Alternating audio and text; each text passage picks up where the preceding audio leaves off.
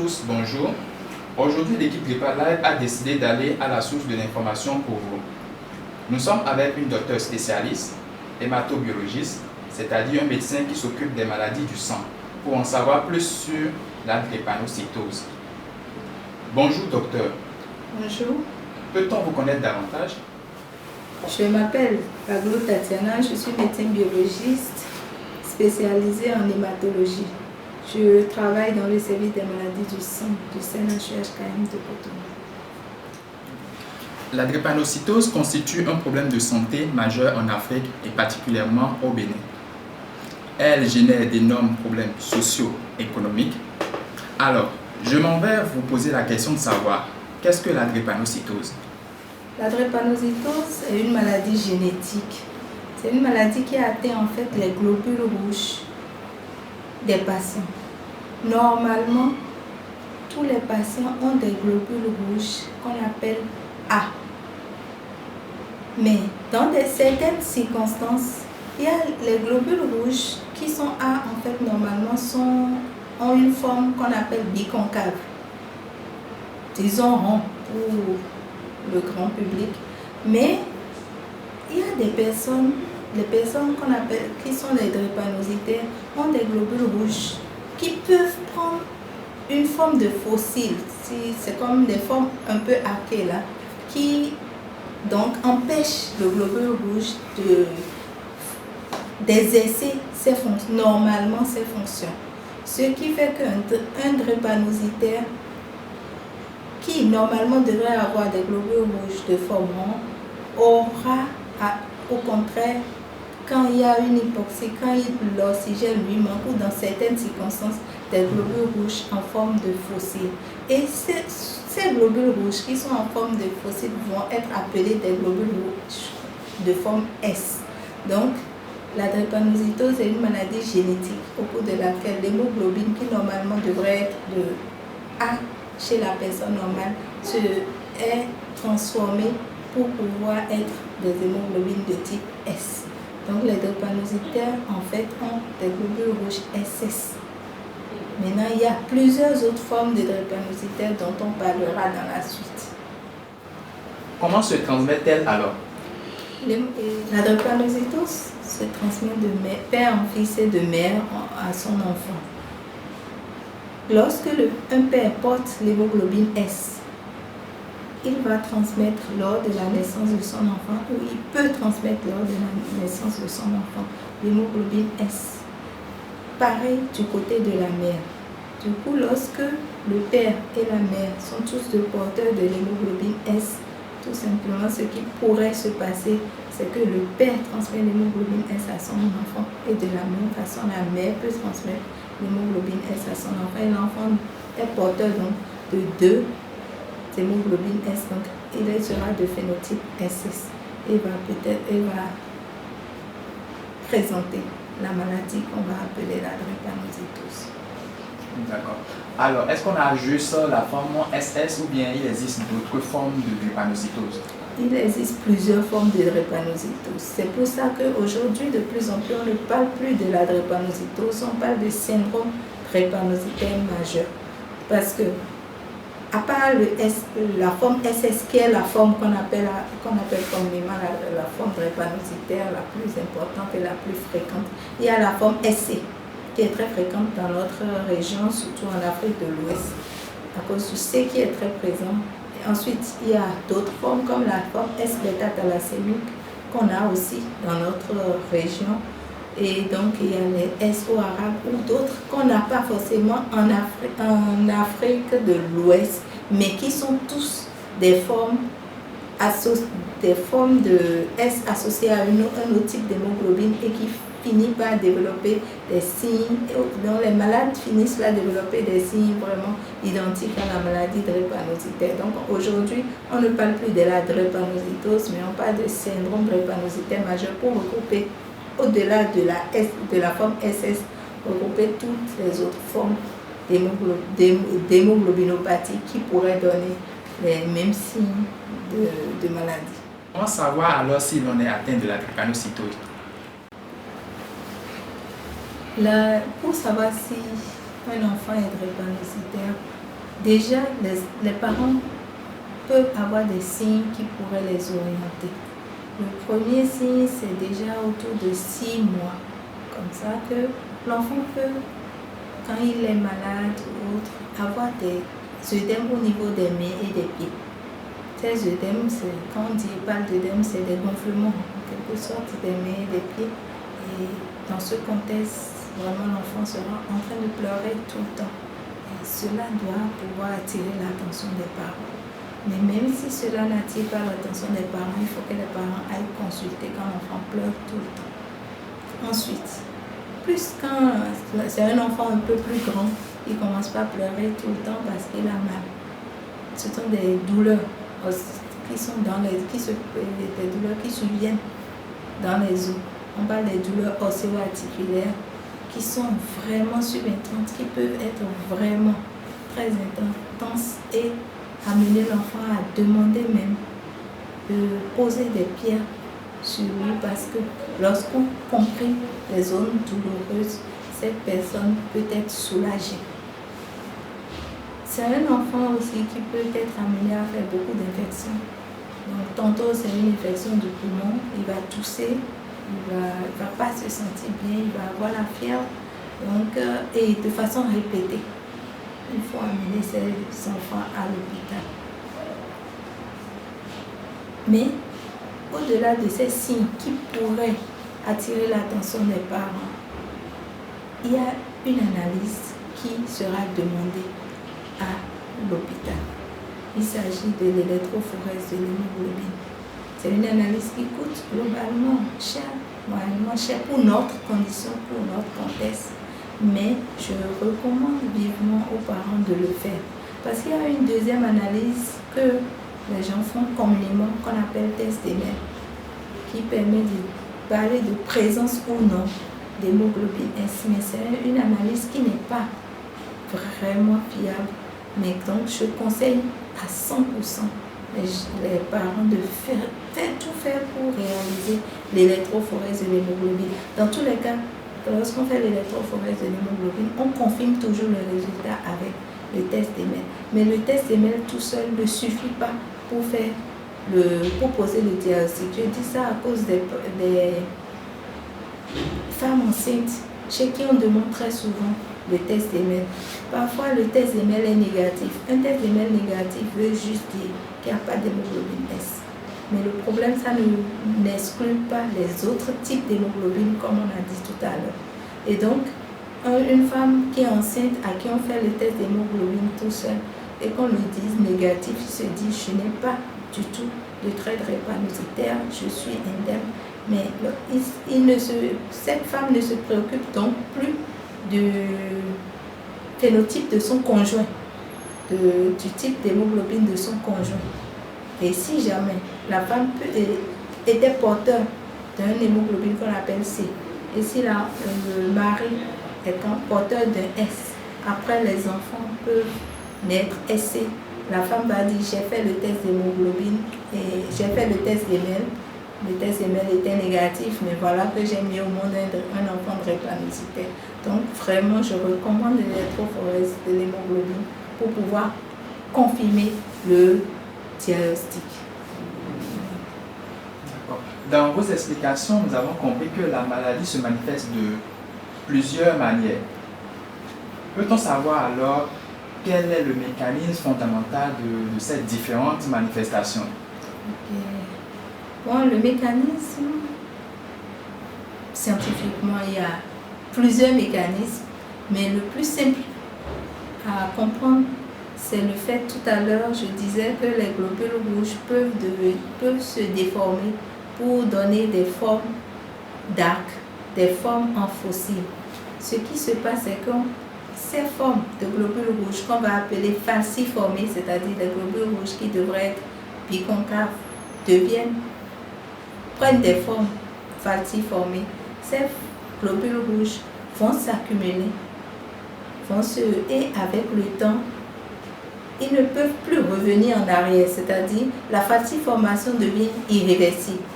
Et donc, ils s'accumulent au niveau des capillaires, empêchant alors l'oxygénation de la zone en aval de cette partie qui a été obstruée, ce qui entraîne alors des douleurs qui sont vraiment intenses au niveau de la partie qui sera sous-oxygénée. Donc, globalement, c'est ce que je dis, c'est vrai. Il y a d'autres mécanismes qui ont été développés pour pouvoir permettre de développer le développement des moyens thérapeutiques beaucoup plus fiables, mais on ne va pas aborder cette partie ici. On comprend alors que la maladie se manifeste plus par la douleur. Alors, quelles sont les conséquences émotionnelles de la maladie sur le porteur d'hémoglobine S? Oh, ouais, ça, par rapport aux conséquences émotionnelles, vraiment, elles sont énormes. Parce que ce sont des patients qui souffrent, qui ont mal et qui ont vraiment mal et en permanence. Donc, il y a plein de facteurs déclenchants qui entraînent tous cette symptomatologie qui est prédominante, c'est-à-dire les crises douloureuses qui sont généralisées. Et donc, ce sont des patients au fil du temps qui deviennent ailleurs. Ils sont tout le temps énervés, ils n'arrivent même pas. Par rapport à leurs propres parents, ils deviennent très désagréables, tout simplement parce qu'ils ont mal. Quand on ne les comprend pas, on les trouve, on n'arrive pas à comprendre leurs réactions. Ils sont capables de donner des coups, d'être vraiment impolis envers leurs parents, leur entourage, mais juste parce qu'ils ont mal. Donc, vraiment, sur le plan émotionnel, ils ont vraiment beaucoup de problèmes. Ça arrive même qu'ils sont obligés d'abandonner l'école à cause des douleurs, des crises successives, quand la prise en charge n'est pas adéquate. Et un enfant qui ne va plus à l'école, son avenir est hypothéqué. Et lorsque l'avenir est hypothéqué, c'est un peu plus compliqué. L'autre côté est que l'hypoxie dont on parle, c'est-à-dire l'oxygénation qui n'est plus correcte au niveau des organes, fait que ces enfants peuvent ne pas grandir normalement. Donc vous avez des personnes qui ont 30 ans, mais quand vous les voyez, vous avez l'impression qu'ils ont 15 ans ou qu'ils ont 12 ans. Conséquence, ils n'arrivent pas à se marier, ils n'arrivent pas à s'intégrer dans la société et donc vraiment cela entraîne vraiment des complications émotionnelles très grandes. On voit des gens qu'on est obligé d'orienter en psychologie chez les psychologues pour les aider à s'en sortir parce qu'ils ne tiennent pas le coup, parce qu'ils voient leurs amis, leurs collègues, leurs copains grandir, se marier, alors que eux, par exemple, ils n'ont même pas eu le temps d'atteindre la puberté pour pouvoir bien se développer. Peut-on éviter toutes ces manifestations et comment faire? Oui, on peut éviter ces manifestations et ça, c'est ce que nous souhaitons le plus. Et pour pouvoir éviter cette symptomatologie ou cette maladie, ce qu'on doit faire et qui est vraiment, qui nous préoccupe, nous médecins, c'est faire le dépistage avant le mariage. C'est-à-dire, je parle des parents, c'est-à-dire la prévention primaire. Les parents doivent faire leur électrophorèse, je redis bien électrophorèse avant de se marier. Il y a un de mes maîtres, le professeur Anani, qui a l'habitude de dire quand un jeune homme trouve une femme, la première question qu'il doit lui poser, ce n'est pas quel est ton nom, mais c'est quel est ton type d'hémoglobine. Tout simplement parce que lorsque les parents, quelqu'un sait qu'il est porteur de traits, le mieux à faire pour sa génération, pour le bien qu'il peut faire pour ses futurs enfants, c'est vraiment de ne pas se marier avec un autre porteur de traits. C'est-à-dire, quelqu'un est AS, il se connaît AS grâce à l'électrophorèse de l'hémoglobine. Il connaît son phénotype d'hémoglobine et il sait qu'il est AS.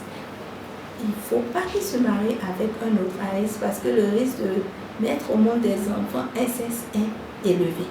Donc vraiment, ça c'est très important que tout le monde, dès le jeune âge, que tout le monde connaisse son type d'hémoglobine, ce qui permettra d'éviter déjà la naissance des enfants drépanocytaires. Au-delà de ça, mais s'ils naissent, comment peut-on faire? S'ils naissent, dès qu'ils ne commencent pas à présenter les premiers signes, je recommande vivement aux parents d'aller à l'hôpital. Je sais que ce n'est pas évident dans notre contexte. Il n'y a pas les moyens financiers. Beaucoup de parents se plaignent des moyens. Mais il vaut mieux aller à l'hôpital, qu'on pose le diagnostic et qu'on suive l'enfant. Le suivi de l'enfant se fait dans plusieurs centres dispersés dans le pays, notamment à Parakou, à Cotonou.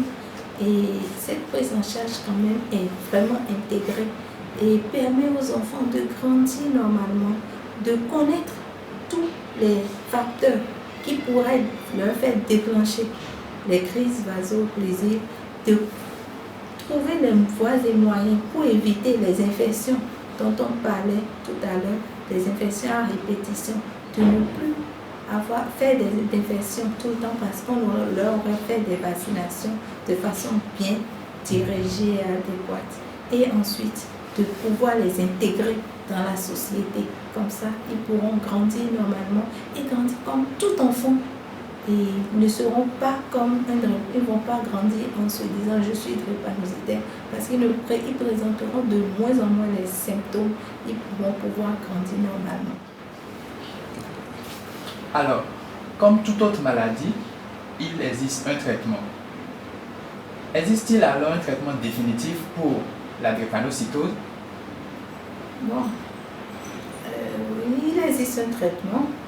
Actuellement, dans notre contexte en Afrique, puisque nous sommes au Bénin, actuellement dans notre contexte, le traitement qu'il y a est un traitement symptomatique et un traitement des facteurs déclenchants.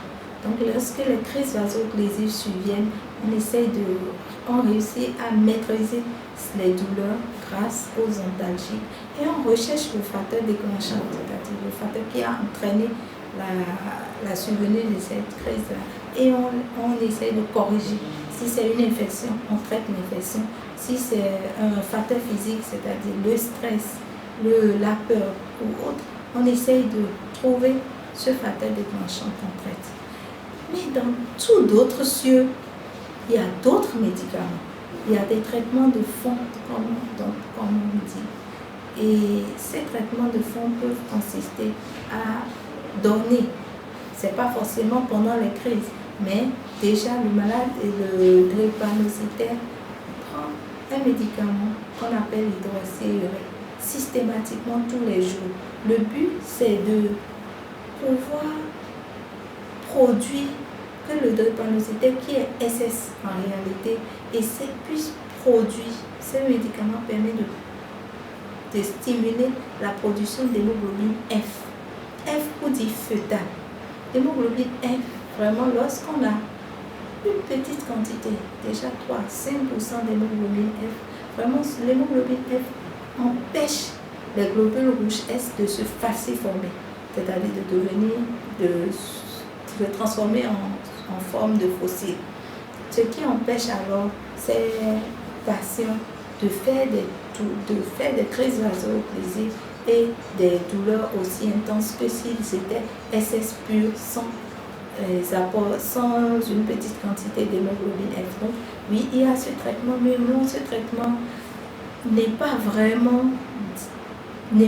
utilisé dans notre contexte. D'abord à cause du coût, mais à cause de nos considérations culturelles, elle n'est pas encore vraiment elle n'est pas suffisamment utilisée dans notre contexte. Donc, pour le moment, on se contente du traitement systématique, c'est-à-dire du traitement de tous les jours au Bénin. Et lorsqu'il y a des crises, on essaye de régler les crises. En dernier ressort, comme si on veut aller un peu plus loin, dans de rares cas et dans des cas suffisamment exceptionnels et pas du tout en Afrique évidemment, c'est-à-dire en Europe ou autre, lorsque il s'agit d'un drépanocytaire qui fait des crises vaso-occlusives très sévères et autres, nos collègues, les professeurs et autres des autres pays peuvent être amené à proposer la greffe de moelle osseuse à ceux de patients drépanocytaires, et ce qui permet de prendre des patients, des greffes de moelle vraiment d'un frère ou autre compatible pour pouvoir greffer le patient drépanocytaire, permettant ainsi à ce patient de guérir définitivement de sa drépanocytose. Mais non, le risque n'existe pas. C'est un processus très compliqué, très difficile, qui peut nous amener à perdre parfois même les patients. Ce qui fait que parfois, on peut proposer la greffe à des drépanocytaires, mais quand ils comprennent très bien les risques qui s'encourent pendant cette période, parce que ça veut dire on détruit complètement tous les gènes de la personne et on lui change en quelque sorte son hémoglobine. Les personnes peuvent vraiment craindre pour eux-mêmes. Mais oui, ça existe au Canada, en France et dans tout d'autres sous. En dehors de la prise en charge médicale, les personnes souffrant de la maladie bénéficient-elles d'un accompagnement de type psychologique ou autre? Bon, oui, en dehors de la prise en charge médicale, nous accompagnons énormément les patients, vu tout ce dont je viens de parler à cause de toutes les complications secondaires et émotionnelles liées à la drépanocytose. On fait appel aux psychologues ou aux psychiatres pour nous accompagner dans la prise en charge de la drépanocytose. On leur donne aussi déjà à notre niveau énormément de conseils, énormément pour pouvoir avoir une prise en charge globale. Donc, on les accompagne, on peut même parfois on est parfois appelé à faire appel aux nutritionnistes pour les aider. Juste que toutes ces consultations, pour le moment, sont payées pour les drépanocytaires. On n'est pas encore dans la dynamique où les personnes qui sont tous impliquées soient dans le service et puissent vraiment aider le patient directement. Pour le moment, on demande une consultation en psychiatrie ou en psychologie et ils vont vers le spécialiste pour se faire consulter, pour se faire aider. De l'autre côté, si on a besoin des rééducateurs, c'est-à-dire des médecins physiques, on les appelle pour qu'ils puissent donner leur avis. Mais ce qui est dommage, c'est que tout cela est payant à différents niveaux pour les drépanocytaires. Et parfois, rien que le fait de savoir qu'ils doivent aller dans ces centres, même s'ils savent que c'est pour leur bien, le coût de prise en charge les amène à renoncer à cette prise en charge spécifique qui est autre que la prise en charge médicale que nous leur donnons par rapport à la crise et par rapport à leur traitement d'entretien. Docteur, j'ai une question un peu colle. Je m'en vais vous demander, au vu de tout cela, est-ce que le drépanocytaire peut-il vivre longtemps? Aujourd'hui, le drépanocytaire vit aussi longtemps qu'un patient normal, qu'une personne normale. Il n'y a pas, aujourd'hui, de nos jours, la prise en charge a atteint un point où on peut dire que le drépanocytaire, lorsqu'il est bien pris en charge, ça c'est important, a vraiment la même expérience de vie qu'un patient, qu'une personne normale, que le commun des mortels dans le Bénin. Donc vraiment, on ne peut plus dire aujourd'hui qu'un drépanocytaire meurt à 20 ans, meurt à 15 ans, comme on a l'habitude de dire, au point où les parents sont tellement stressés et viennent dire il faut que l'enfant il faut que mon enfant me donne un nom, me fasse un petit-fils avant l'âge de 20 ans ou avant l'âge de 25 ans parce que c'est l'âge à laquelle il meurt. Non. On a plein de drépanocytaires qui ont 60 ans, qui ont 50 ans, qu'on continue de suivre jusqu'à nos jours. Mais le souci, c'est qu'ils soient réguliers. Notre crainte ou notre problème, c'est que quand ils sont enfants, ils sont très bien suivis parce que les parents les amènent à l'hôpital.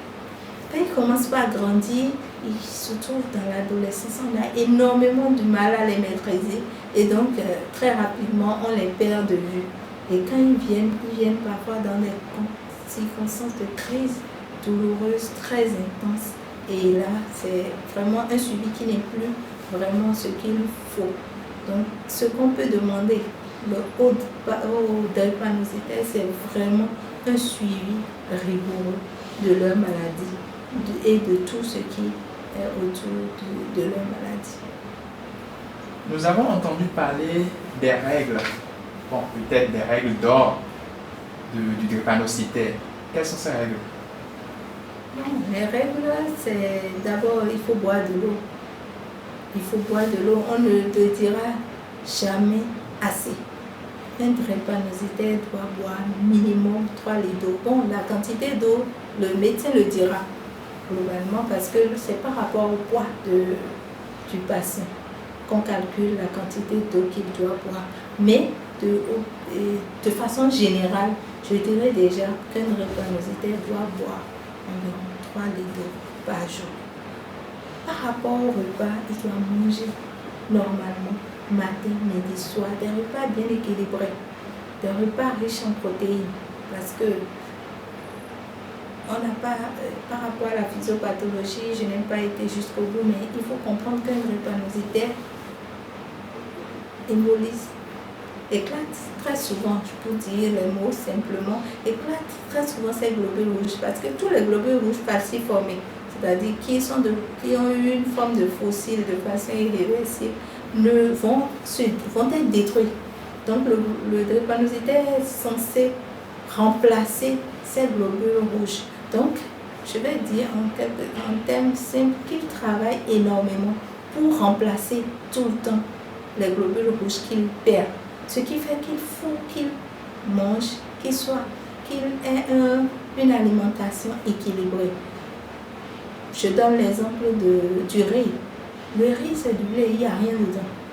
Donc, si on doit donner du riz à un drépanocytaire, il faut que la sauce soit suffisamment riche pour compenser pour équilibrer le repas. Je préfère encore dire à un drépanocytaire de manger du riz avec du haricot pour pouvoir au moins avoir un peu de légumes dans le riz, ou carrément des carottes. En tout cas, ce qu'on aura comme légumes doit accompagner le repas du drépanocytaire.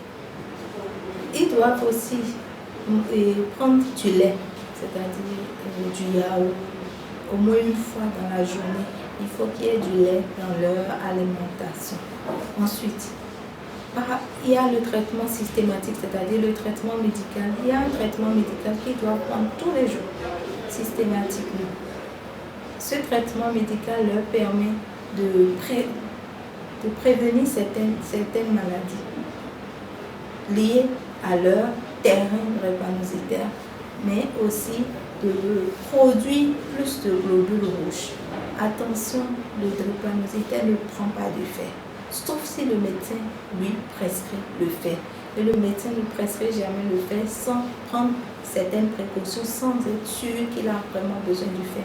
Le drépanocytaire a besoin d'autres éléments que le fer pour pouvoir produire des globules rouges. Donc, de plus, il faut que tout enfant drépanocytaire, en voulant aller à l'école le matin, doit avoir sa bouteille d'eau, ensuite une petite veste qu'il a, c'est-à-dire un pullover ou autre, parce que le temps peut changer très très subite. Donc en ayant une veste dans son sac, si jamais le temps change ou bien il rentrait plus tard, il pourra rapidement se protéger lorsqu'il aura du froid, lorsqu'il fera un peu plus frais. Parce que le froid peut déclencher les douleurs de la drépanocytose. Enfin, et la plus importante des règles, c'est la vaccination. C'est vrai que j'ai dit qu'il faut aller à l'hôpital et à l'hôpital on vous fera la liste et tout, mais je tiens à insister sur cette règle-là cette règle qui fera que les enfants pourront vraiment se vacciner. Il y a des vaccinations comme le pneumocoque, le méningocoque, c'est-à-dire qui évite la méningite, les vaccinations contre les infections pulmonaires, les vaccinations contre la grippe, oui, les vaccinations contre tout ce qui est germe encapsulé. Bon, les médecins pourront mieux vous détailler ça, mais c'est vraiment important de respecter ces vaccinations. Je sais, il y a eu un souci. Beaucoup de malades viennent et disent, on a fait les vaccinations. Souvent, ils font les vaccinations PEV, c'est-à-dire les vaccinations jusqu'à 9 mois, qui sont gratuites. Mais après un an, je pense que les vaccinations coûtent cher, beaucoup ignorent ces vaccinations. Mais ces vaccinations qui coûtent cher sont très importantes pour la population, pour les patients en général, mais surtout quand le patient est drépanocytaire. Parce qu'à un moment donné, ce patient peut faire des infections liées à ces gènes-là. En faisant les vaccinations, on prépare l'organisme et donc les infections ne seront plus vraiment sévères et l'enfant n'aura plus de crise vaso-occlusive ou ne sera plus malade très souvent. À part les règles, par rapport aux règles médicales, il y a aussi le fait qu'il faut prendre des précautions, les conseils tout simples qu'on donne à tout le monde. Il faut griller les portes et fenêtres évidemment pour pouvoir éviter les moustiques et pour pouvoir éviter de se faire piquer. Donc voilà quelques règles par exemple qu'un drépanocytaire va essayer vraiment de suivre. Au-delà de son suivi systématique, ce des bilans qu'ils font chaque mois et chaque année pour pouvoir se faire suivre de façon adéquate. Docteur, nous tendons vers la fin de notre entretien. Selon vous, qui partagez le quotidien des personnes drépanocytaires, quelle impression gardez-vous de cette maladie?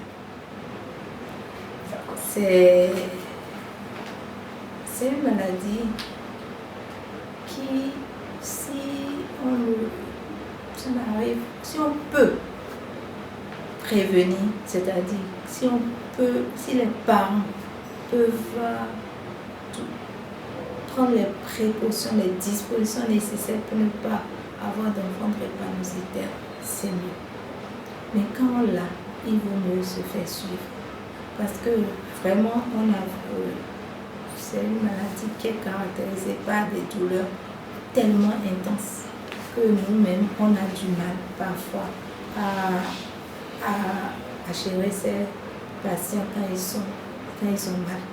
Donc, vraiment, ce que je souhaite et ce que je peux dire comme vraiment mot de fin, c'est inviter vivement mes frères et sœurs, avant qu'ils ne se marient, qu'ils fassent un bilan prénuptial. Je sais que c'est très rare des mariages réels avant d'avoir d'enfants, mais je leur conseille, même en amitié, que tout le monde connaisse son type d'hémoglobine pour pouvoir éviter cette douleur-là à leurs enfants. Parce que c'est une maladie qui fait aussi dépenser les parents. Au-delà des enfants, quand un enfant souffre, évidemment, les parents souffrent aussi. Et l'autre chose, c'est qu'on dit quand la douleur est trop, à un moment donné, l'amour fuit par la fenêtre. On voit des parents qui viennent au début à deux pour le suivi de leurs enfants, mais on a vu des gens déjà autour de 10 ans, 15 ans, 20 ans.